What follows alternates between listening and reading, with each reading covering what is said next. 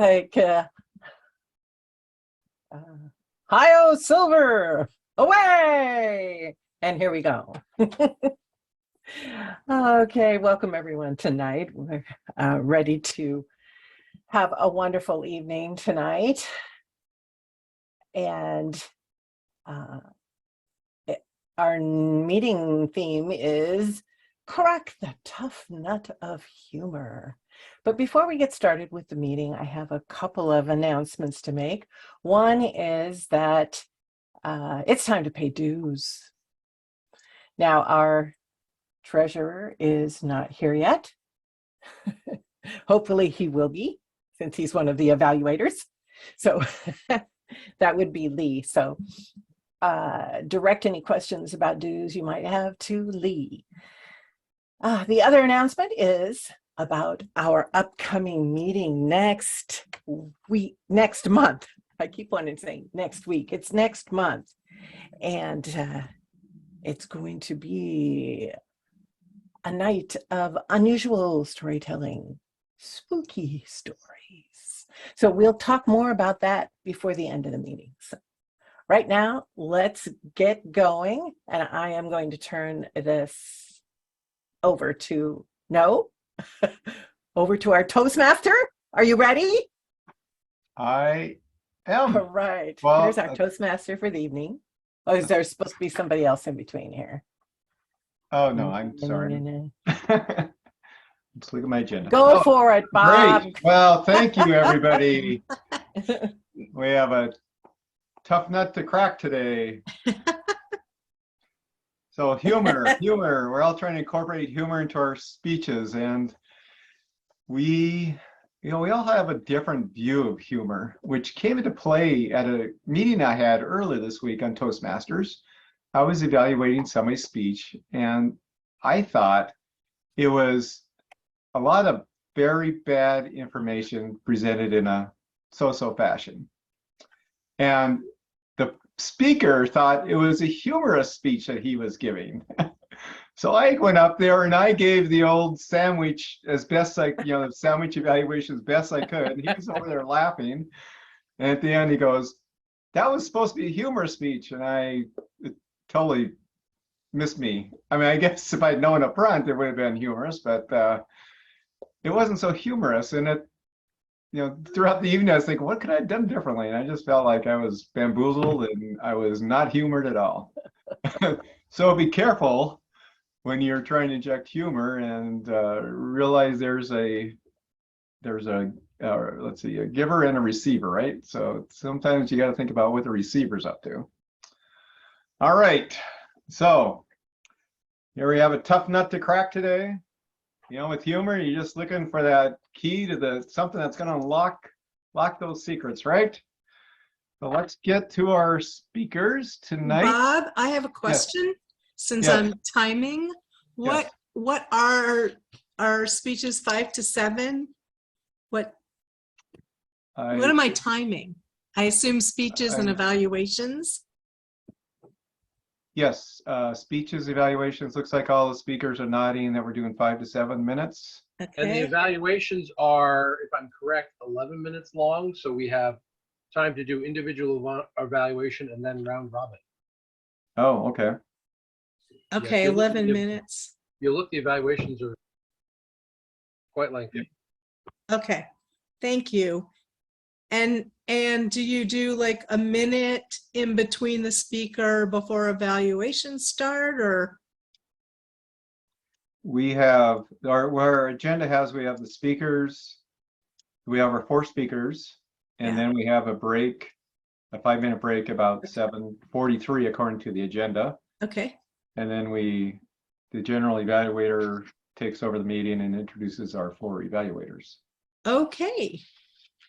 And so there's no break between the speakers? No, not. No. Okay. Thank you. Okay. I want to do my job well. That is good. Well, thank you.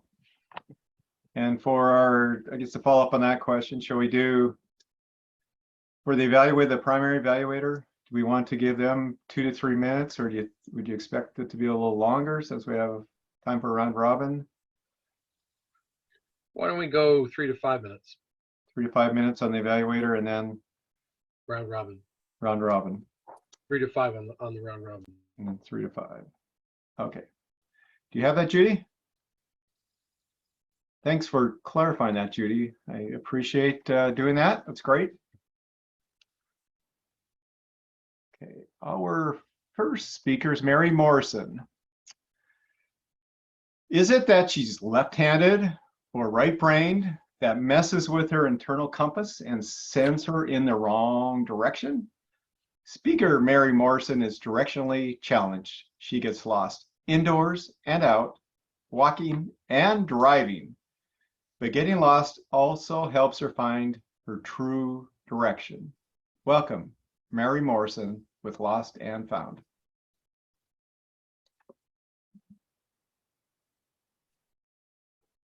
You need to unmute there, Mary.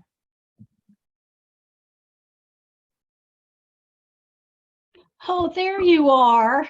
Oh, God. It's so confusing, these Zoom meetings sometimes. Where is the actual camera I'm to look into? I never know. I suffer from a malady common to many people. If not you, maybe someone you know quite well. I get lost. I get lost indoors, outdoors. I get lost driving, walking. I get lost in conversations, looking for a camera. The symptoms of this particular malady have included a dry mouth, shaking, palms sweaty, drenched armpit down to my elbows. My heart races, my throat closes, my voice squeaks. I take shallow breaths. My brain shuts down. My heart rate goes on overdrive. Sounds like I'm giving a speech. But wait, there's more. I walk faster. I drive slower. I pull over. I cross the road. I search for help. I search for directions. I search for sanity. Oh my God, the places I have suffered this malady. Even once on a self-guided walking tour.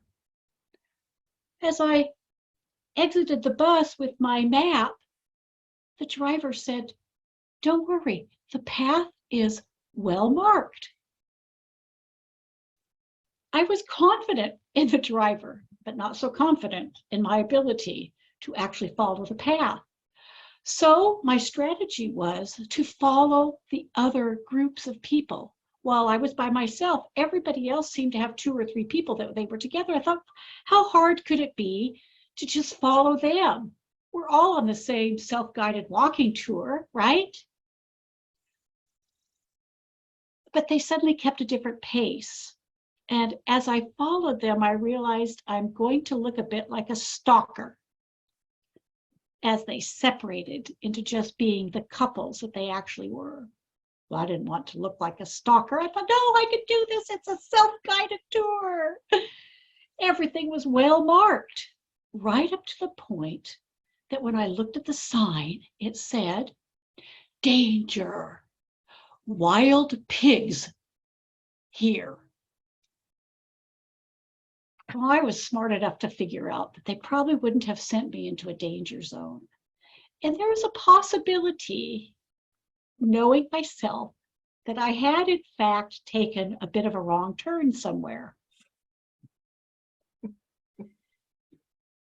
And I was certain that I heard at that point the snuffling of a wild animal. Well, I couldn't really tell if it was that or my whimpers. The heartbeat was roaring so loudly in my ear, trying to figure out what to do. I had remembered that I had tracked very carefully where we got off, so I knew where to get back on, because I knew I needed to be at this point by the end of the day, or I would miss the last bus and wouldn't be able to get back to where I needed to meet Chuck, my husband. I carefully noted that bus stop and started trekking back.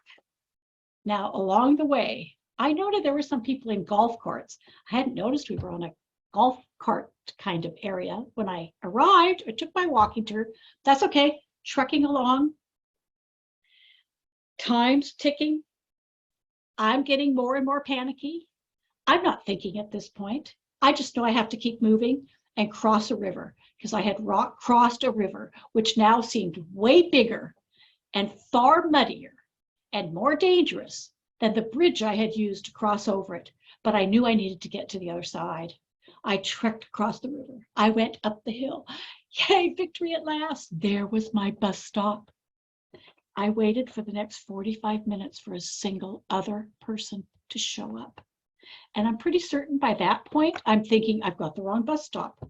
Now, have I even got lost finding that, even though it looked exactly like the one we had dropped me off?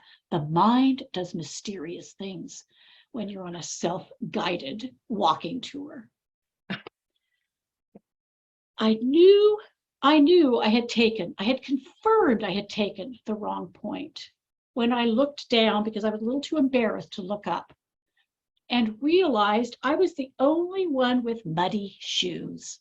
Yeah, everybody else seemed to be clean. In fact, no bug bites, but me, no, I stood out. Bright red blotches, filthy shoes, dirt up to my thighs. Confirmed to me that I was, in fact, not qualified to go on a self-guided walking tour. Oh, I wanted to shake the worries about being lost, like I wanted to shake the mud off my feet. I needed some new strategies. I developed a couple of principles that helped. Be humble, Mary, when you're lost. You could have asked any one of those people in the golf cart to give you a ride, to show you the way back. It doesn't hurt to tell people that you're lost. They get it. Their mother has been there too. Principle number 2, use a little bit of humor in the situation. Make yourself laugh at how ridiculous you are. And you know, technology helps, because in these days of go to Google, my best friend now, my phone does something besides the sense of direction. It gives me a camera. Toastmasters, I found that when I'm in a city by myself, if I want to go for a walk, I know if I take a right, that 3 more rights get me back to my destination. A left, 3 more lefts get me there. Yay! But in times of real trouble, I can always take pictures of the way I need to go back and what it will look like heading back. I remember how I got there, but I get to a place where it looks all unfamiliar. I don't know what to do. I'm tired of those worries. So I film myself. Yes, I film myself at critical junctures to make sure I get to where I need to go. Embrace your inner lostness. You'll find your true self. Back to you, Mr. Toastmaster. Great, thank you, Mary. You really cracked the nut on that one. And let's see. So that was very funny. I think we can all relate to that situation in one way or another, which that's a great way to bring out humor, is to have us laugh at ourselves or bring up memories that hopefully at this point are not as terrifying as they may have been at the first point. Now I'm going on a trip next week to Boston, and one of the things I'm going to be doing is walking the Freedom Trail. And as you're speaking, I'm thinking, I hope that doesn't happen to me, but if it does, I should take a picture of myself somewhere. So if I get lost, I can say, I'm not sure who I'm going to send it to, but I can send somebody that, here I am, please help. of course, that the phone really helps if it's charged too. So anyway, thank you so much, Mary, for that. Our second speaker tonight is Michael Nile, and I will bring up his intro here. And I believe Linda is going to evaluate Michael. Is that correct? No. Oh no, Rebecca is. I'm sorry. Rebecca said she would in place of Lee. So thank you. All right, Michael. Michael loves dogs. He has had dogs in his house his whole life. He has always trained his dogs to sit, stay, walk well on a leash, behave, and so on. And Michael never thought a dog could teach him something of value until Obi came along. Obi was a Labradoodle with black curly hair, dark human eyes, and 110 pounds strong. Please help me welcome Michael as he tells us what new tricks his dog Obi taught him. Thank you, Mr. Toastmaster. Fellow Toastmasters, how many of you have had a favorite pet in the past? How many of you have had a pet that maybe you just didn't like quite as much?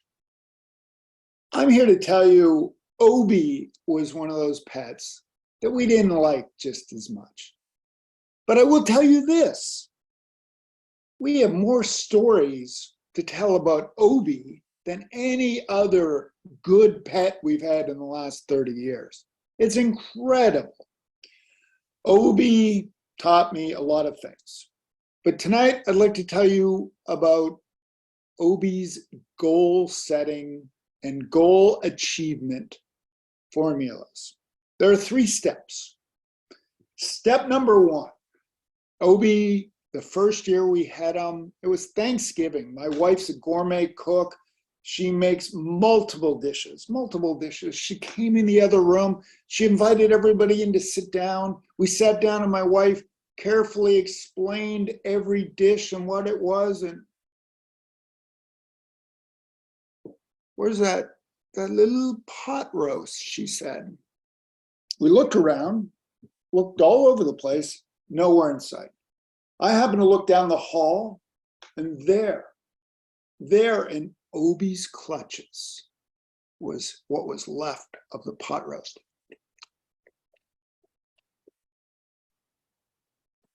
He was truly enjoying himself. Oh!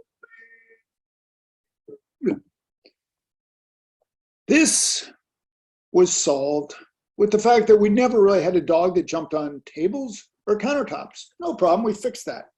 Christmas came around. The kids had wrapped gifts for the pets, and we went to bed the next morning. Wrapping paper everywhere. We came and we looked, and suddenly there was Obi. And Obi, a sticker on the back of his head. You know those bird treats with the honey in them and lots of seeds? He had seeds all through his hair, that sticker on his head. He's like, are you kidding, Obi? Come on. Well, we learned a lot of lessons there, but the one lesson I learned about getting to your goal from Obi, that was lesson number 1, focus. You see, he's Poodle and he's Doodle. He's a lab, very food driven, very smart. And his focus was 100% on food. He needed to get to the food, but we solved those problems. Lesson number 2. My sister came into town a few nights later to visit. She put her bags down on the front door. We hugged her. We went and sat down in the other room. Obi came out.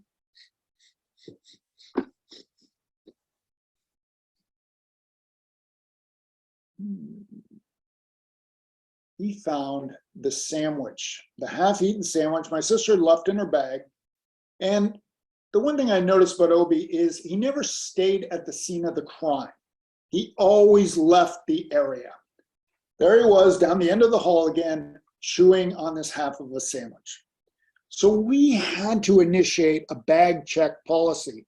Guests came, my mom, 2 months later, hey mom, do you have any food in the bags? She goes, I brought a birthday cake for the kids. Great, let me help you. Put it in your bedroom, we shut the door.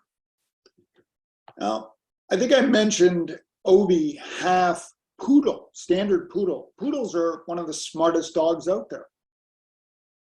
He observed how the levers worked on these doors, and he would bite them, and he knew if he went back and forth one way, it would open.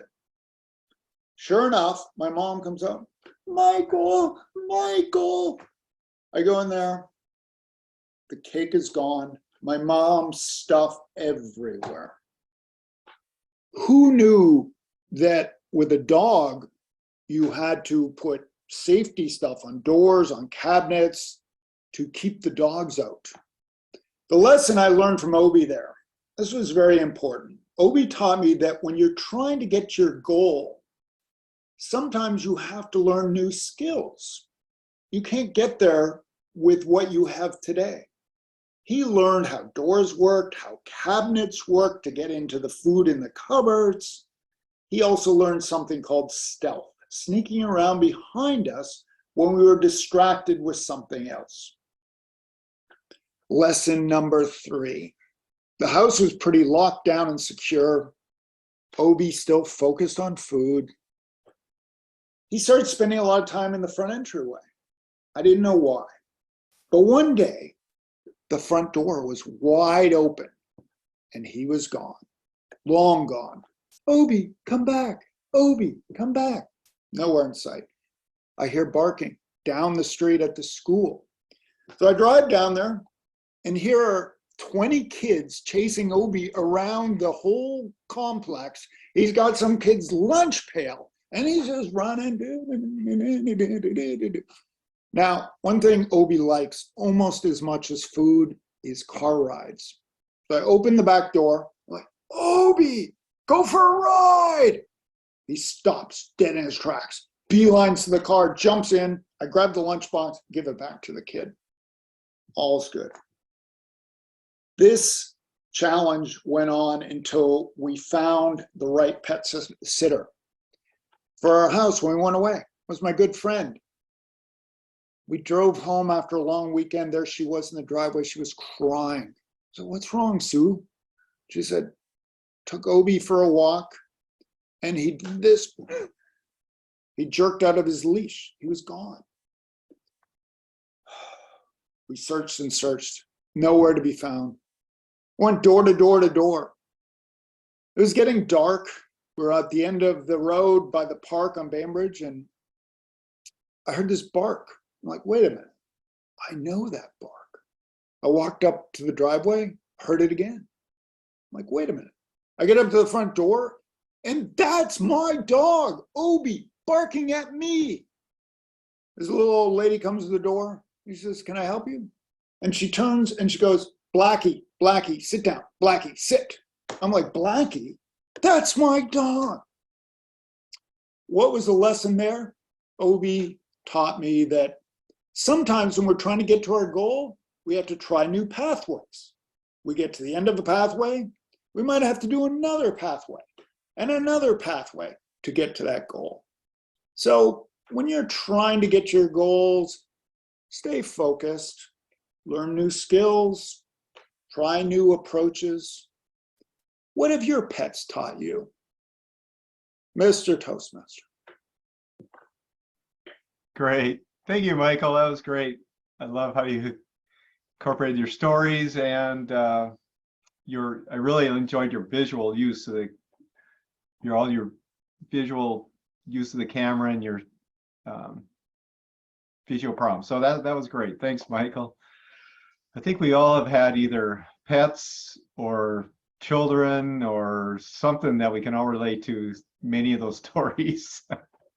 And me being, let's see, I've had pets, but I also have 8 siblings and some were younger. So I think if a pet didn't do it, one of my siblings probably did one of those. So thank you, Michael, for that. Our third speaker tonight is Mr. Phil Pearson. And Phil has been a Toastmaster for 9 years and is a charter member of the Laugh Lab Storymasters. He joined Laugh Lab Storymasters to learn to better incorporate laugh opportunities in his presentations and to hear all the funny stories that other club members share, and of course, to have more fun experiences. Tonight, he will tell us about searching for the answer to that existential question that we all face at some point. Is that a chicken? Phil Pearson.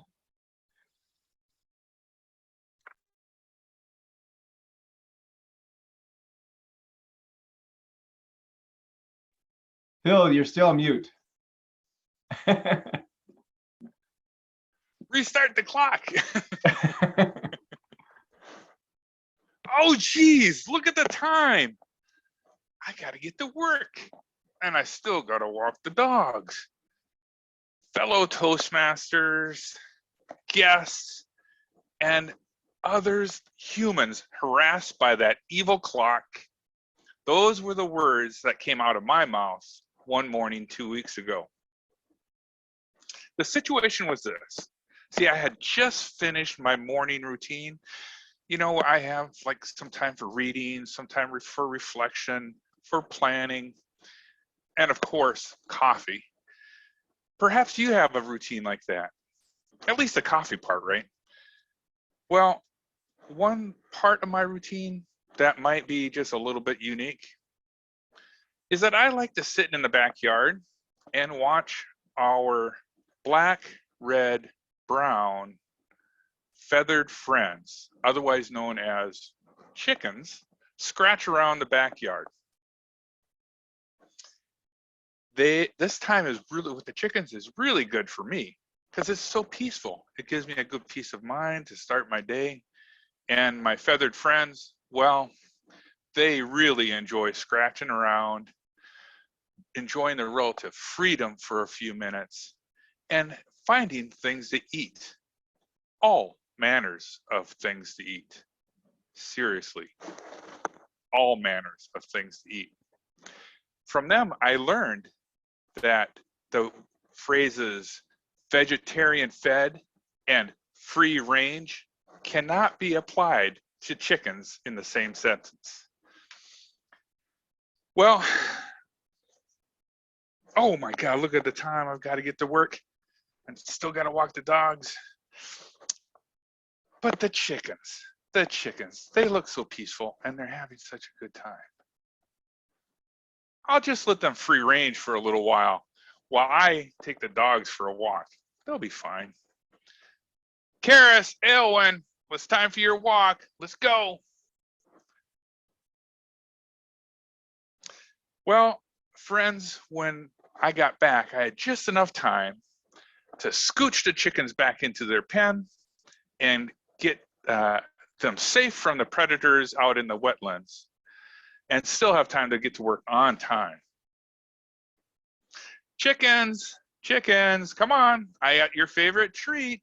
Let's get in the pen. Chickens? Chickens? Oh, they're probably over there at the other end of the house. I'll go get them. Probably at the other end where the heat pump is, they like to scratch in the wet soil. Oh my God. The owl probably got them. That owl, I knew they were gonna get them. Or those stupid raccoons. The raccoons just killed for joy of killing. Or the coyotes. They've been howling like crazy lately. Oh, it feels terrible. Well, I'm catastrophizing now.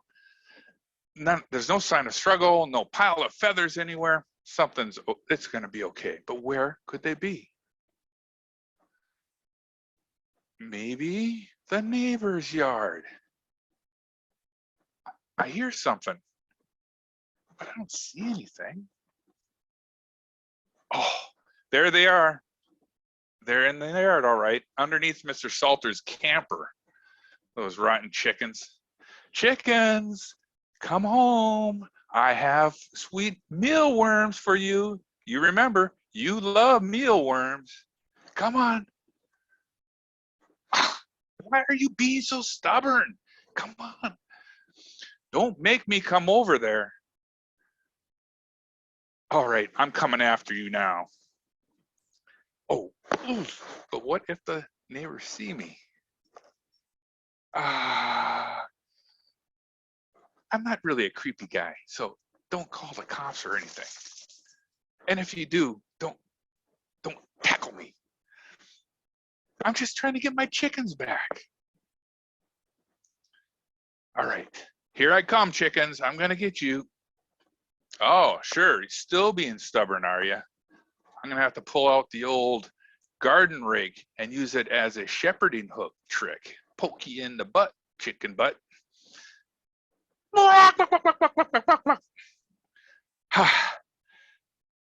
Then, friends, from the inside of the camper that was previously presumed to be empty, I hear, "Is that a chicken?" Yes, and me, but I'm just trying to get the chickens home. I'm very sorry. Turns out the neighbor's daughter and her husband had visited from out of town and stayed overnight. They slept in the camper, unbeknownst to me. But fortunately, after the chickens got back in our yard, after I got them back, and the daughter did whatever her morning routine is for that day, she came out and said, you know, it's really not such a bad thing to wake up to the clucking of a chicken. No cops, no restraining orders, just a good story. There's also a couple of surprising life lessons in there. One, life, like chickens, can get away from you if you're not paying attention. Two, catastrophizing is rarely helpful. It's usually not nearly as bad as your worst case scenario. And three, being a good neighbor often involves accepting. How about embracing the quirkiness of the neighbors of the people next door? Mr. Toastmaster. Thank you, Phil. Still looking for those chickens. Chicken herder. Chicken herder. That was so funny. I could just imagine Phil with his big COVID beard out under a trailer with the neighbor's kids. And you're lucky you did get a call from the police or the restraining order. But yeah, that's been quite an evening so far. So we've had some life lessons based upon somebody's lost and a pet and some farm animals. It's really quite an entertaining meeting and very unexpected that we would have such lessons in such an environment. And really, it's not all that funny, really, when you think about it. These are really important, serious things to take to heart. Now, our next speaker has a lot to overcome with what we've had so far tonight. Quite possibly, you've been deceived into believing that the next speaker is the goody two-shoes, poly purebred type. In this case, you'll be in for a shock. Through my detective work, I've discovered a past that Rebecca Pierce Murray wanted to keep private, even forgotten. But she never counted on Detective Bob Flynn to reveal the criminal ventures of her youth. No doubt what she shares tonight, and yes, I blackmail her, will change your mind about who she is. Even, I dare say, what she is. I beg you, please hold judgment until you hear her side of the story before I haul her off to jail. Now sharing Crime Doesn't Pay, or Does It? Please welcome Rebecca Pierce Murray. Now, I need only blame one person for my criminal past. My little sister, Teresa. Now, I know that seems pretty lame to blame your little sister, but hear me out. And when you hear this whole story, you may come to the same conclusion that I have, that she is responsible for my life in crime. It all began when we moved from Shaker Heights, Ohio, that's near Cleveland, to Davis, California, that's near Sacramento. We moved into a new house, and I made my way into my sister's room when she wasn't there. Now, you might consider that trespassing, but to be fair, her room used to be a dining room. It had one of those squeegee partitions, and my mom made it into a bedroom. So I considered it common area. So there I am in the common area, snooping around, and I found a list on her dresser, and here's what it looked like. Rip off list. Now, I'd never seen a rip off list before, and I'd always thought that you had to earn money to get things from stores. But in this moment, I realized I'd been wrong all along, and my sister had it right. So I took lessons from her because, of course, you know, working, I mean, who wants to work babysitting for $1 an hour, 75 cents an hour for little screamy, whiny kids? You can just walk into a store and get everything you want for free. Just make a list and have at it. So what she taught me was the art. First, you have to start small to build your skills and your confidence in this whole art of ripping stores off. And the easiest place to do that is the Levi's store, because as you may know, if you've ever been into a Levi's store, they don't hang things on the racks, on hangers. They stack things in these little cubby holes. So she says, what you have to do is you wear a pair of pants in, you take a stack of the pants out of the cubby, you go into the dressing room, then you take off your pants, put on a pair of the Levi's that you want to rip off. Now, this was before the days where they had those things at the door. You know, things weren't that high tech back in the 70s. And then you put your old pants over it. So it can get pretty tight. And just let me show you how you have to walk out of the store, because this truly is an art. If you're taking notes, you need to know this. So here I go. Just take a look.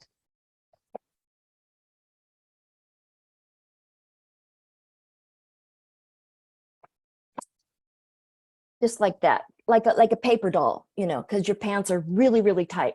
Now, it's weird that nobody notices how strange you walk, right? But I walked right out of that door, wobbled right out, and I'm like, woo! So easy. I did it again and again, started building my skills, building my confidence, yo. So I said, you know what? I want to up the ante here. Let's take the bus to the Sacramento Mall and try our hand in the big city. So we did. I took a friend just to kind of show off a little bit, and we saw this store at the mall called Chrissy's Boutique. I said, yo, I'm going to walk in there and steal myself a new blouse. So I took a bunch of things off the hangers, and this was the key point where I messed up. Took them off the hangers, went into the dressing room, took off my shirt, put on a new blouse, put my shirt back on. And then I thought, you know what? I'm just going to make this a 2-for-1 deal because I was feeling a little guilty. I'm going to buy one, get one free. So I walk up to the counter and I place my shirt on the counter that I want to buy. And the lady looks me right in the face and she says, what about the one you're wearing?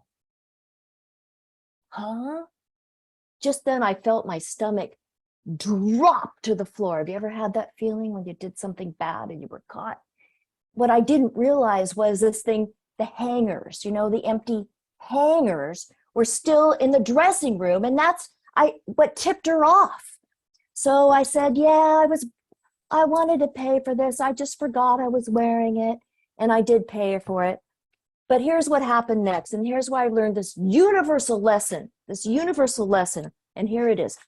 Because I said, you know what? I am going to prove to my friend that I am a good criminal.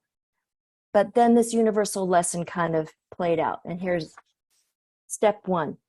Ego plus stupid, equals stupid squared. Or if you're not a math major, it's equals way more stupid. Or as Forrest Gump said, stupid is as stupid does. I went walking into Sears and decided to prove to myself that I could get away with stealing that day. I wasn't going to take the bus all the way to Sacramento to the mall and not coming away with something for free. I walk up to the jewelry counter. I see a little pair of earrings. I stick them in my purse. And just as I do, I notice in the mirror, there's a guy looking in a mirror, right at my mirror, looking me right in the eyes. And I thought, why is that guy looking at me? Probably not going to ask me out. I walked out the door and he said, "Stop, thief." Now, the next thing I remember is being down on a basement and having this bright light shine in my eyes like a 1950s, spy movie or something. "Empty your purse." But I have personal products in it. "We don't care. Empty your purse." The next thing you know, the police are bringing me home. My mom never even said a word because she knew that I knew that crime doesn't pay. And that is the lesson I learned that night. Also, that I'm a really, really bad criminal. So there you go. Back to you, Toastmaster. Well, I hope you learned your lesson. Just remember, stupid is as stupid does. Great. Thank you, Rebecca. Well, let's see. That would add to our lessons learned from a lost person, a pet, a farm animal, and now a criminal, or a aspiring criminal. It's been quite an evening so far. And it's been so much information and so much fun. But so disturbing in some many ways. I think it's time for a break. So how about we take a 5-minute break? On my clock, it says 7:43, which means we're right on time on our agenda. We'll be back in 5 minutes at 7:48. Ready to evaluate this meeting. Thank you. Give me one more minute or second. I'll be right back. Okay. Talk amongst yourselves. Okay. Oh, Well, our theme of the meeting was how to crack the nut of humor. I think after that, I'm trying to wonder if we have cracked nuts given the speeches tonight. I don't know. So let's see. Our next session is the evaluation segment. We'll try to figure out if our speakers, our humor speakers, have the key to success tonight. So I will introduce our general evaluator, who is also our Zoom master tonight, Linda Forthman. Linda. Well, thank you, Bob. We have a tough nut to crack tonight with all the humor going on. So I wanted to start off script by asking for the timers report for the speeches. Judy, can you grace us with that info? I can. Our first speaker, Mary, the time was 7:51. Our second speaker, Michael, the time was 7:58. Our third speaker, Phil, 6:48. And Rebecca, 6:50. Oh, thank you so much. That tells us a lot right there. A lot of laughter tonight. Little extra laughter in some cases. So let's start off right with Kyle Hall as our first evaluator for Mary. What do you have to say, Kyle? thank you very much, Linda. Now, just a reminder to our timer and to all of you, I'm going to do 3 to 5 minutes, and I'm going to have 3 to 5 minutes around robin. So get your comments ready. Mary, today's meeting is on how to make your speeches more humorous. So that's what I'm going to focus on. And most of what I'm going to tell you are little details, little things. And one of the lessons I've learned about being funny is a really humorous speech is made up of a boring speech that's been tweaked a little at a time, over time, and until it's packed with humor. So here's some suggestions.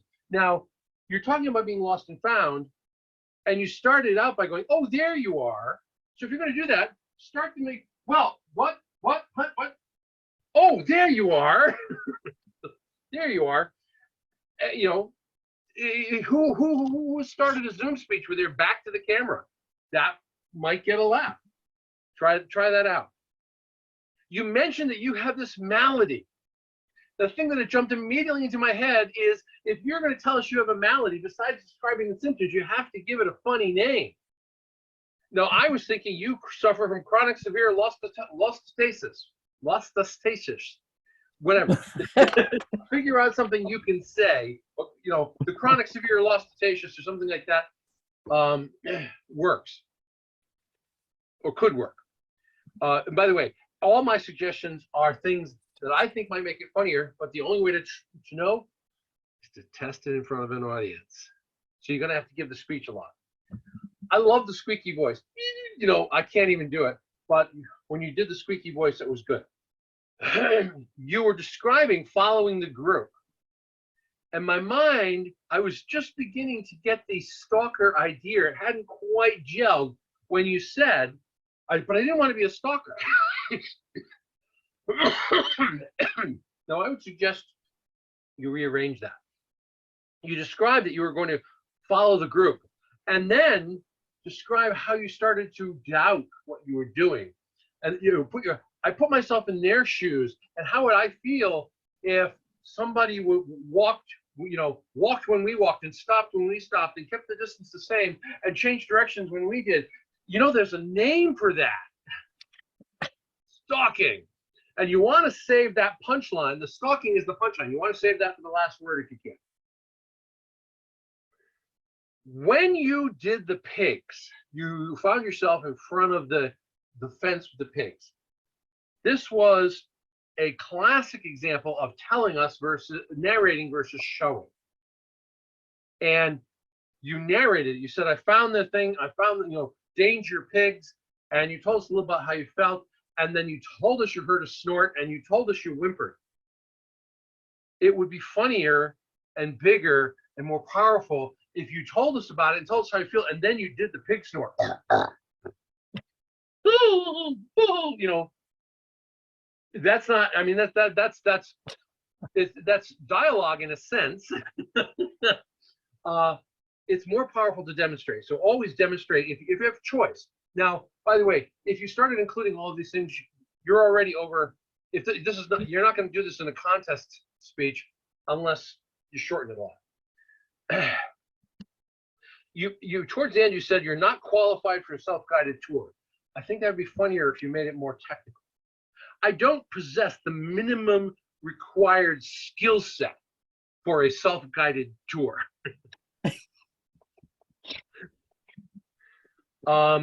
You had 3 suggestions for us: be humble, laughter, photographs. I like that.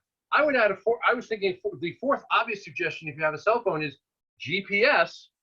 But then you could just as easily create another laugh bite. And there's this thing called GPS, but you know, I think that's hooey. Because of course GPS might just solve the whole problem for you. There's GPS and Google Maps, but you know, I don't believe in them. Now, here's the biggest thing. Here's, I think, your biggest opportunity for humor.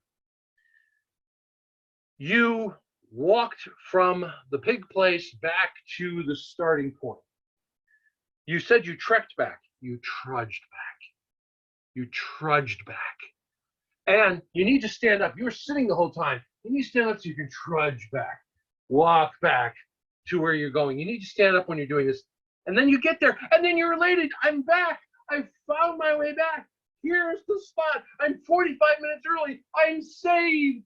Oh no, the insidiousness of a brain and time. There's nobody around. I start to doubt myself. And you build the doubt. You describe the picture of your slowly building doubt.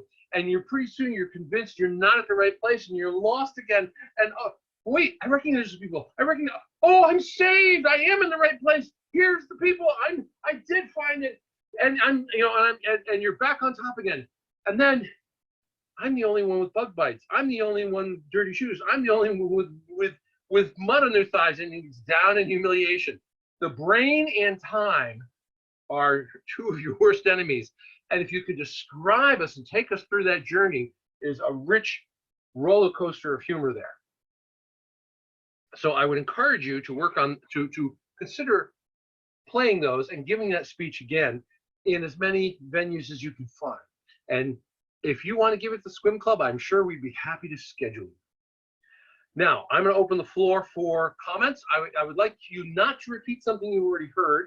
And if you disagree with me or something I've said, please feel free. Who would like to make a comment? Emmy has her hand up. Oh, wow, that was so fun. But Mary, you had a wonderful thing in there. It's that using the power of 3.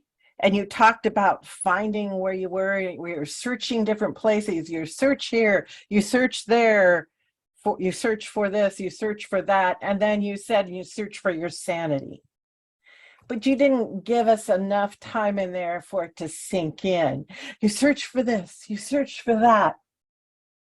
I search for my sanity, and that would really give us a whole lot more impact on that. So I'd like to see you do that.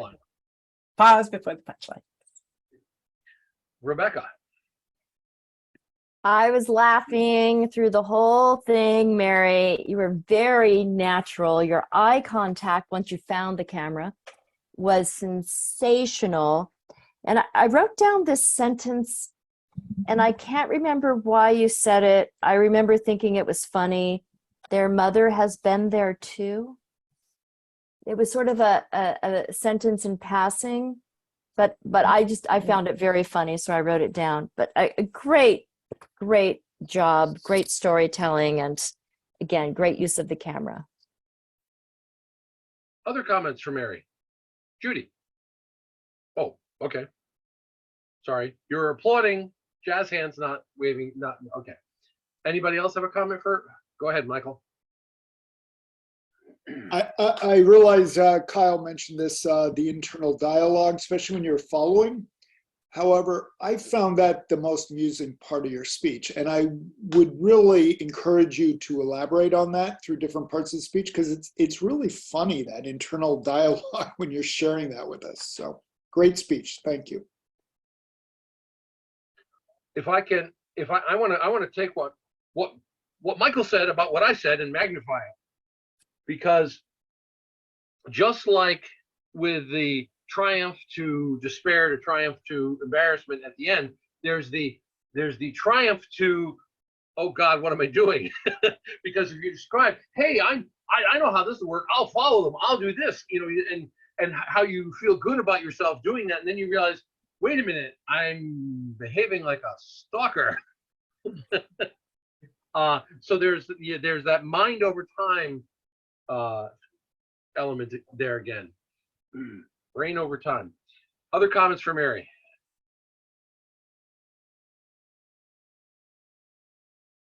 Seeing none, I will call this evaluation to a close and we'll move on. I will hand control back to our general evaluator, Linda Brothman. Great job, Kyle. Thank you. Round of applause for everyone. So let us move along now to Rebecca Murray and hear all about Michael's speech. First of all, any speech about a dog, I am all in, obviously. Surrounded by dogs. I used to be a dog trainer for 12 years, worked with dogs every single day. I've trained thousands of dogs. I would have loved to have had the opportunity to try to train Obi, although possibly untrainable. I would have to meet him to make that determination. The human eyes, how you described him, first of all, in your introduction with the human eyes, and the description that you gave. I have a sense of what he looks like in my head, and I do want to see a picture of him because I want to see if it matches the real Obi. What a fantastic name, by the way. The new tricks Obi taught you. How many of you versus have you? Oh, yes. When you opened, you had a question. How many of you? That's how you start. That's how many people typically start off a question. Instead, I'm going to encourage you to speak to the one, not the how many. Have you? And then your question. Have you? Now you're talking just to me, and I'm leaning in to you. The stories, lots of dialogue, loved it. Pause, where's that little pot roast? Yeah, in that one you paused very, very well. The Obi impersonations were over the top. You know your dog very, very well. And you could probably go as a Halloween as Obi, and people like dress up in the costume and people would think it was Obi. Seriously, you're like, give me some candy.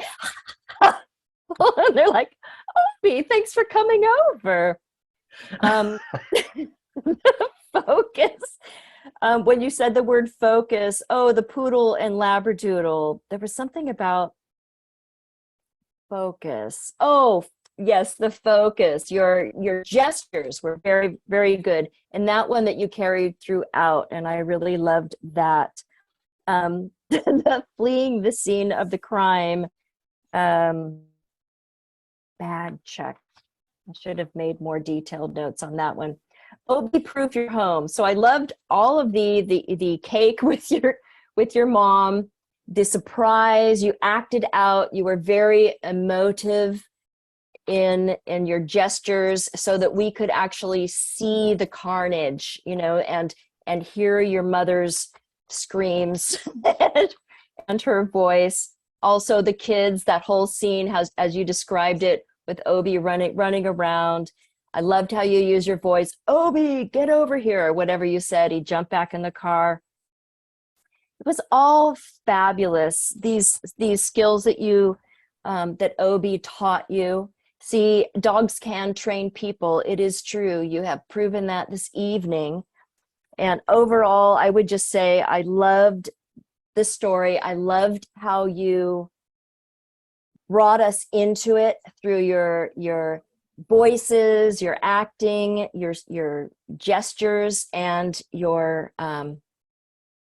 love for Obi, really, truly. And thank you for taking on a dog like that so that I didn't have to. And now I would open it up to everybody else who, raise your hand if you have a comment for Michael.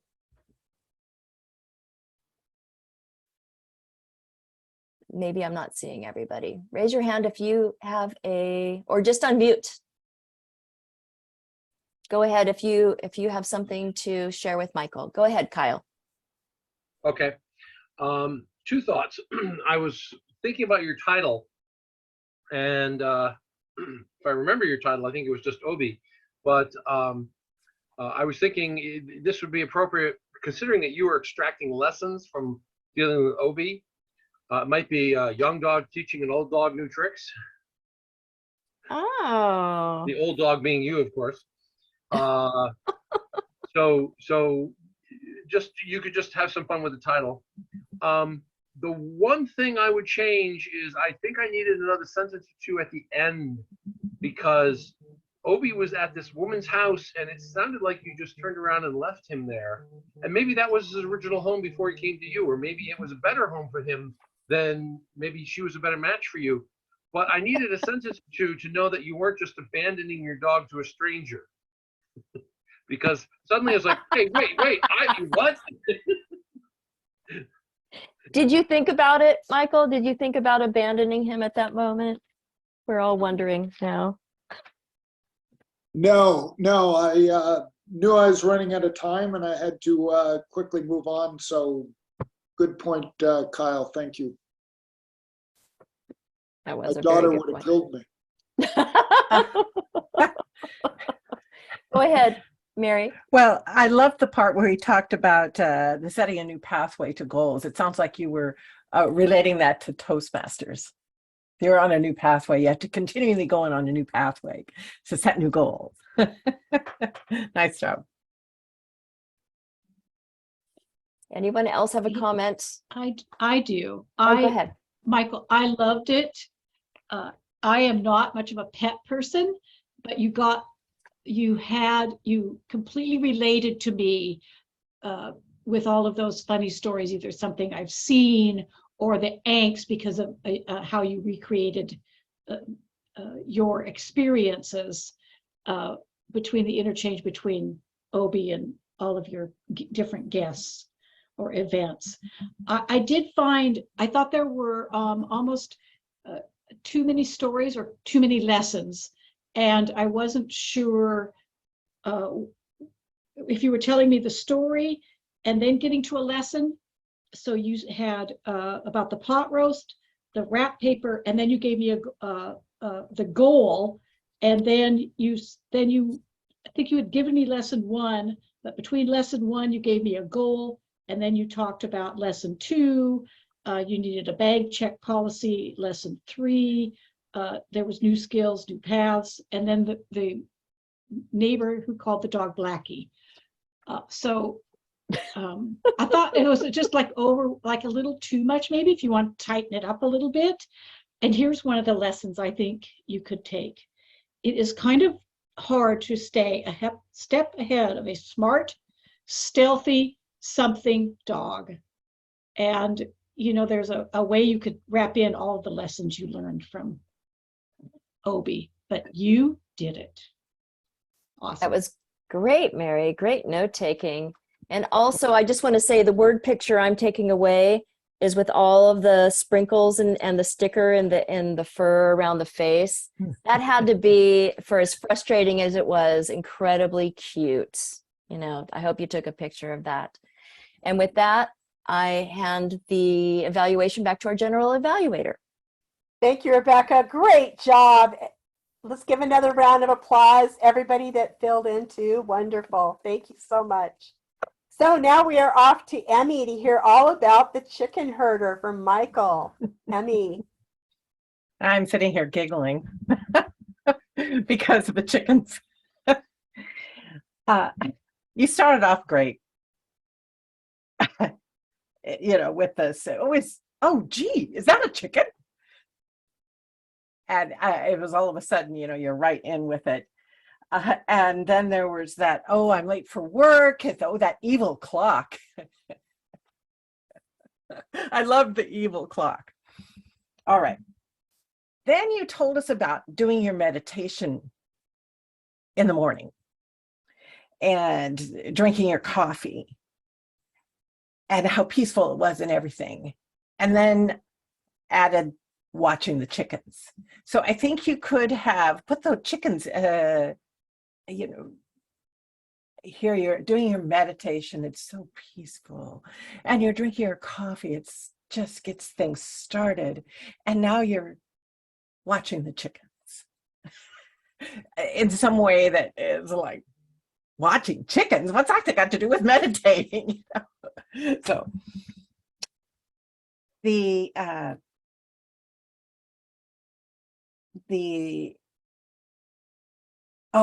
and then when you came to deciding to leave them out while you walk the dog, that seems to be the key mistake that you made, was walking the dog and leaving the chickens out. And so you could just build up that, that sense of, oh God, he's making a mistake here. He really shouldn't have gone off and done that and left the chickens. And then of course you come back and they're gone, and you go, the owl got him, the raccoon, the coyote must have got him. You were awfulizing. You called it catastrophizing. I think I said that right. I loved that, catastrophizing. Did I say catastrophizing? Yeah, okay. But relief, you saw no feathers, so you knew that you were catastrophizing. Those things were all so much fun. But one of the things I would like to have seen is when you were actually going after the chickens in the neighbor's yard and you get the rake, I want to see you actually doing that, going after the chickens and, oh God, I hope nobody sees me. And, oh, and then you hear the voice and all that. But I'd like to see a little physical demonstration of looking for the chickens. And then, of course, you pulled in the life lessons, which I thought was great. So overall, I just thought it was a very fun speech. And so I think there's a couple things that you could use to make it a bit more funny, but it was great for me. I really enjoyed it. Okay, so now I'll ask if anybody has anything they would like to add to that evaluation there. Anyone want to contribute? Mary.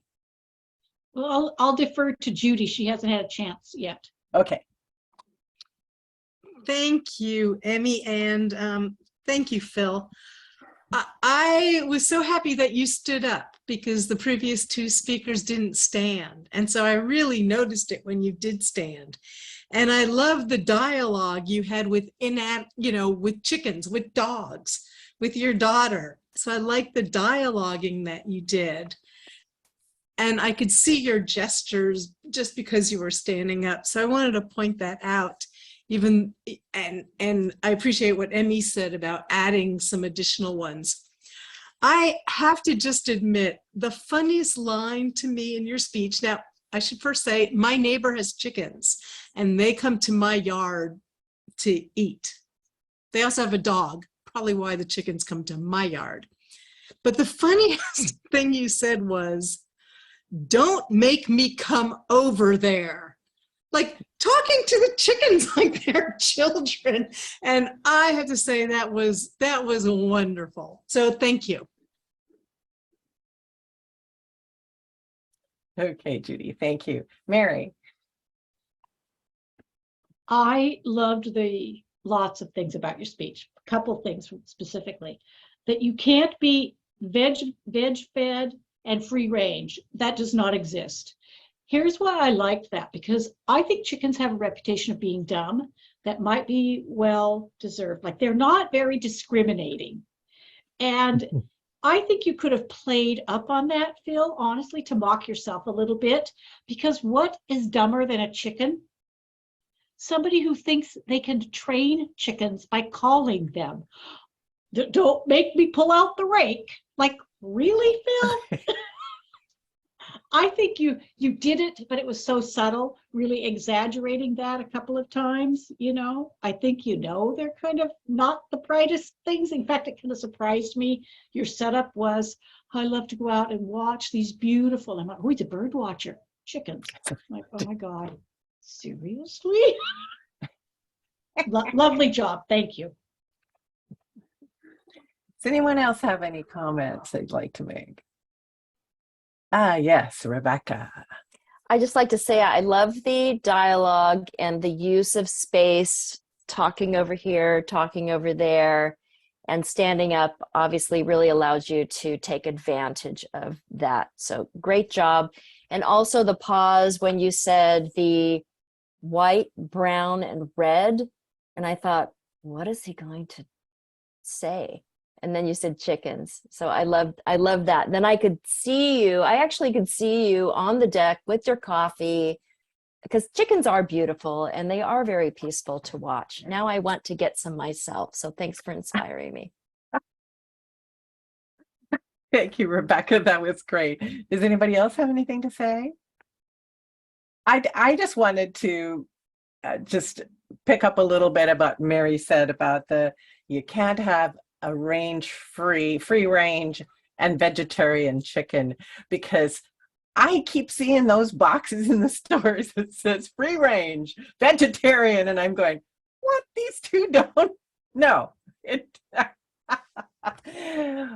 What, they go and look through the fields and pick out all the bugs and everything and the worms before the chickens get there? I don't know. So thank you for that wonderful speech. Yes, Emmy, the chickens don't even care if the stuff they eat is alive, to be honest. So,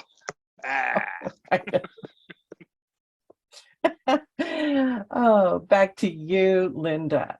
Oh, thank you so much, Emmy. I think that was a humorous evaluation that kept us all laughing. So thank you so much. Let's bring Bob forward and hear, does crime actually pay?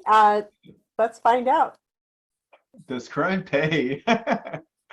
Well, thank you, Rebecca, for that speech. It was something that it brought memories of my youth. And I think many people have had that, a similar situation where you feel your peer pressure and you're in the store. And I remember, I think it was third grade, and somebody talked me into stealing something, and our third grade teacher walked in, and I was like terrified.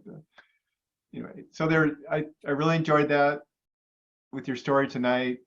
Just like all the other stories tonight, there's things that brought memories to the forefront and made me laugh about those things, and not only laugh about them, but there were some parts of your speech that made me kind of send chills at the back of my spine, thinking, oh yeah, I was in that situation. I was horrified. I was terrified, when that happened. First of all, another thing I'd like to say, that you had a great introduction, and I had a great time doing that, but that was very well written. It was a great example of intro, not only to your speech, but it brought the audience in. So it had a lot of information and like I said, brought the audience into your speech. So it did a lot of work for you that lots of times it takes a couple minutes of your speech to get that in your speech. I liked your sign, the stupid is as stupid does. I liked you talked about using the rack and doing that type of stuff, and how you give some examples of how you put your clothes underneath overclothes, put under the clothes on. A couple things I would like to see some more to work on is, I think, better use of your space. And I think like Phil, we were just talking about, Phil did a really good job with space, and given that you were talking about shirts and pants, and you can only see about as much as you can see now of you, I think it would be better if you were further back and maybe you had a couple of shirts on or something that would give us a better feel for the situation you were in. And then the other thing is, there's a couple parts in your story that I think you could have really played on what your emotions were. Like the store clerk, when they said, are you going to pay for that? And you just kind of said, well, yeah, I'm going to pay for it. Instead, you could have said, I was terrified. You could have really built that up. Same thing when the person saw you put your stuff in your purse, or even with your mom too. Those are three areas that you probably could have taken and really build up what you were thinking and your emotions, and made a lot of work on that. I think you could have done that. But I really enjoyed it. Like I said, you brought some memories back, some that were good and some that were terrifying in some ways. So thank you for that, Rebecca. And again, thanks for the intro. I had a lot of fun with that, if you couldn't tell. So that was very well written. Now I will ask do people have any other input? Linda. The only thing I would add to what you said, Bob, and it was a very thorough and good evaluation, is that when you did your paper doll dance, or no, not dance, the walk, I would turn your lights on in your office, because we really couldn't see you that well, but we got the gist of it for sure. Yeah, I agree with that. Kyle, looks like you. Yeah, I was wondering, so I was thinking along the same lines of what Linda said about the lights, and because we couldn't see your walk. But I was also wondering, so if this is the way you have to walk when you're wearing 2 pairs of pants, how do you have to walk when you're wearing 2 or 3 shirts? And if you have one of those, then it would be logical for you to be thinking, hey, I'm about to steal a pair of earrings. How do I have to walk when I have extra weight in my purse? Now, it's ludicrous, but it's exactly the kind of thing our brain might do to give a skimmer. Actually, when you said you were going to pick up those earrings, I thought maybe you were going to put them on. Let's see, Emmy, are you unmuted because you want to say something, or? No, I just forgot to remute. Okay. I do have to say that while it was very well done, and and there was a lot of humor in it, and I had some laughs and everything. I was so uncomfortable. I knew you were going to get caught. When I was a kid, I could not watch any show. Do you remember the Father Knows Best or Leave It to Beaver? I knew they were getting in trouble. I would have to hide behind the chair because I couldn't watch it. And this is the same thing. I wanted to go hide because I knew you were going to get in trouble. No, that is so funny. A true goody two shoes. Yeah. I know. Well, Michael? it worked. It worked to cure me of it. Yeah, for sure. Michael, you had a comment. Yes, thank you. Rebecca, you're such a fabulous storyteller. You know, the whole speech was amazing. But the fact that you were a teenage thief at the time and your rationale is flawed, that just, and trying to explain it from that point of view, that's just funny in general. That was just good stuff. And I think a few people commented on it when you were confronted by the store clerk and when you were interrogated in the basement. It would have, I think those two areas could have expanded a little bit more because your internal thinking and thought process, would have really highlighted the speech and they would have been even more funny. But great speech. Really enjoyed it. Thank you. Emily. Oh, why don't you let somebody else go first, and then if we Judy, have time, did I'll you had your hand, Judy? Yes. I also that flawed thinking about blaming your little sister, and I kind of expected that to come up again towards the end of how yes, she was the problem, not you. She was the problem. And one of my favorite parts when you had the sign, ego plus stupid equals stupid squared. And then you gave two more renditions in different language for the exact same thing. And I thought that was very well done. Thank you. Great. Thanks, Judy. Let's see. Kyle. So I think one of the things that is funny when you're an adult and you see kids lie. I mean, I remember telling a lie to my parents and they knew it was a lie. I'm like, how did they know? Well, when you watch a 4-year-old lie, you can tell. And you may have been a 14-year-old or 13-year-old in the store thinking you're going to be sophisticated and steal these earrings, and you're wondering why this guy's looking at you.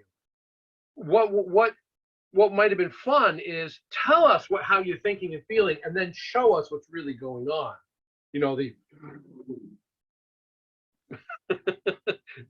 The awkwardness and the furtive looks and the potential opportunity for humor. Thanks. Oh, I also wanted to hear, did you ever find out from your sister what that list really meant?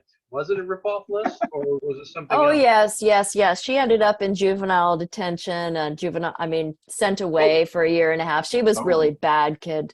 She was a bad influence on me. See? Bad, but organized. Right. Sound like you were a quick learner, huh? Yeah. All right. Well, thanks. Thank you for the input.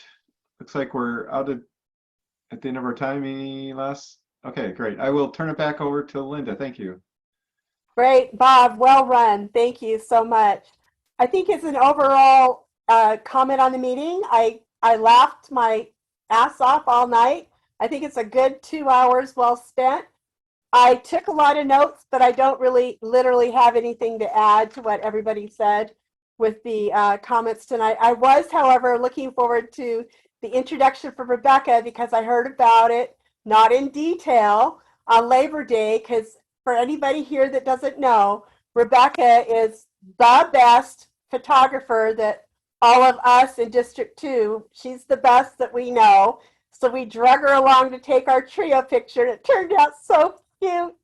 So watch for that on our website. So thank you, Rebecca. Other things that she does well besides being an edutainer for all. And I think this is just a prime meeting. We started on time. General evaluators always bring that up. I think it was well run. We all contributed, and I wouldn't be so presumptuous to add anything to these very professional evaluations. So Judy, if you could give us our timers report, that will conclude the general section. Sure, Linda. Kyle's evaluation was 5 minutes and 49 seconds. The round robin was 2 minutes and 57. So that balanced. Rebecca's evaluation was 3:46 and the round robin was 3:47. Thought that was amazing. Emmy's evaluation was 2:55 and the round robin was 4:12.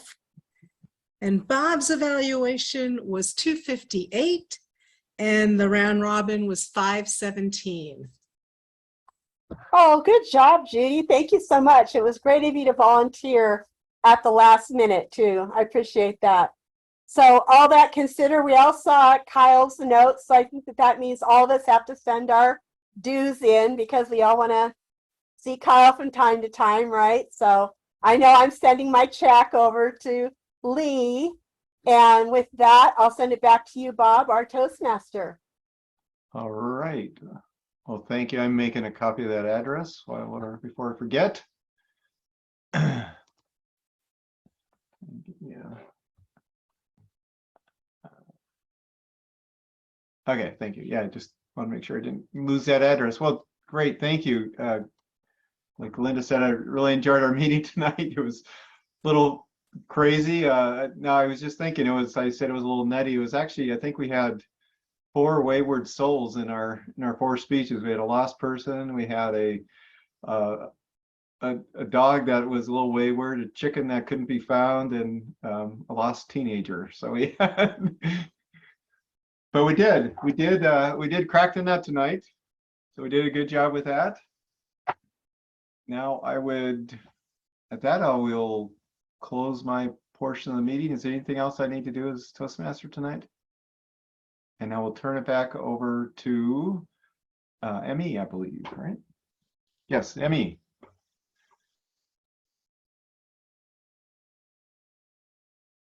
think you're on mute there, Emmy.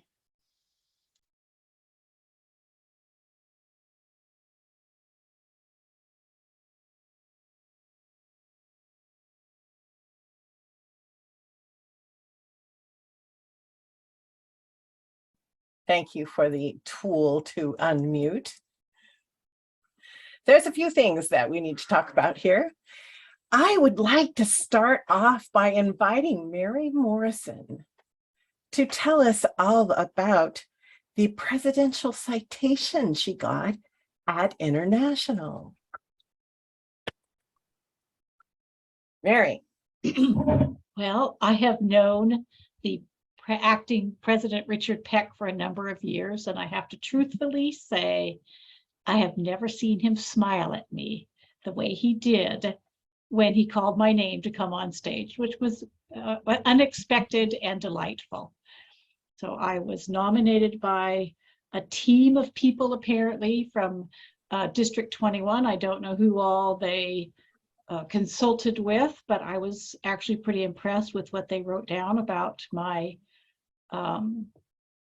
qualifications for getting the award, and very pleased. So it was a really nice, it was a very special moment.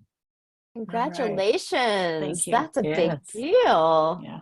Wow. Yeah. I felt in good company. Very odd at the number of people. I know her. I know her. Yeah, exactly. Oh, it's lovely. We're Thank not you. worthy. We're not Yeah, worthy. no, We're not yeah. worthy. I just challenge all of you, get one.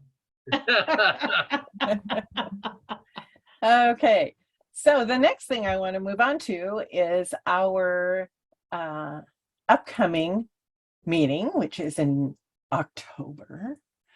And Kyle has already put it up on Eventbrite for us, so you can go and register right away. We're going to be doing spooky stories.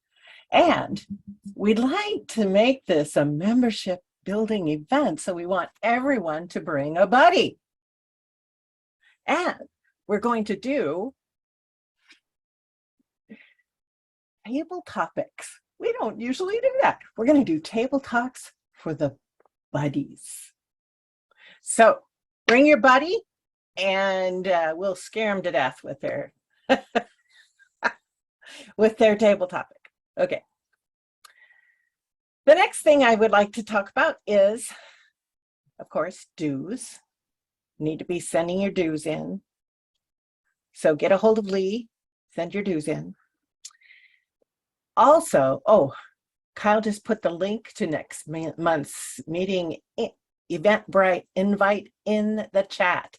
So send that to all your friends. The next thing I'd like to say is that I have to put in a little bit of a push to see if I can get you to come to Pro Speaking's Salmon Bake. We're having a salmon bake and everyone is invited. It's at the Fort Townsend State Park. Yeah, it's going to be all day. The meal is only from 2 to 4. So if you really want to eat, come between 2 and 4. And we'll have speeches, we'll have table topics, we'll have food, and there's going to be a coleslaw cook-off. Not that it's actually cooked. So there'll be a contest for who makes the best coleslaw or the best potato salad. So I hope you all will decide to come. You know, we haven't been in person for a long time. We'd love to see all of our friends there. You know, and the only cost is a $10 parking pass. So show up and eat. Okay. Have I covered everything? Anybody else have anything they'd like to share? So what day is that? Oh, I forgot. I'm going to send you all the invite to that. But It's it in the is. it's in the interesting documents, the interesting Toastmaster. Oh, you did put it in that. Okay. It's in there. Okay. But it is on a Saturday. It's not our usual meeting time. Saturday. Yeah. So you can all drive out to the state park and join us there and have a wonderful time. I'm glad I remembered to say that. I told Lindy I would, and you know what? She might pull my hair out by the roots if I didn't. So, okay. Anything else anybody has to say? So Phil has something. Oh, Yes, Phil. I would. Can I also mention that Beyond Excellence, Advanced Toastmasters Club that meets once a month on the 4th Wednesday of the month. We're doing a year of life hacks, tips and tricks and ideas to make life a little easier. This month, we are having a presentation by Thurston County Auditor Mary Hall on voting hacks. Well, that's the unofficial title, voting hacks, but we're demystifying the vote, demystifying voting. We're going to feature Mary Hall for 30 to 35 minutes. She'll include some questions and answers and talk about things like how can you make sure you're registered and how can you navigate the ballot process. And I'm hoping that she will discuss how to help someone else navigate the voting process.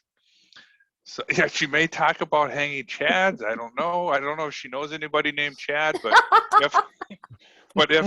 if she does, I'm sure she will talk about how he was left hanging. But yes.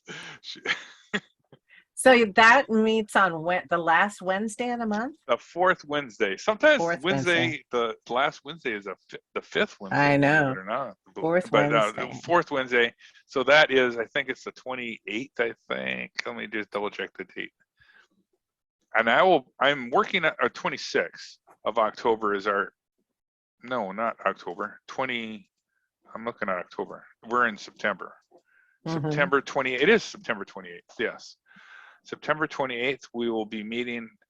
The way we're doing the life hacks is we have a subject matter expert give a general presentation, for example, voting. And then we have a member give a presentation about their experience on that particular topic. And do it in regular Toastmasters fashion, and we also do it in the Beyond Excellence evaluation fashion, which includes 4 different evaluations. We do a manual evaluation, a content evaluation, a visual evaluation, and a audible evaluation. And they each focus on one of those skills. So that's what we're working on this year. Hey, And thank you. I'm sorry to say you missed the one we had on fitness hacks and the one on discovering your passion with Daryl Morrow, but maybe we'll have repeats. Who knows?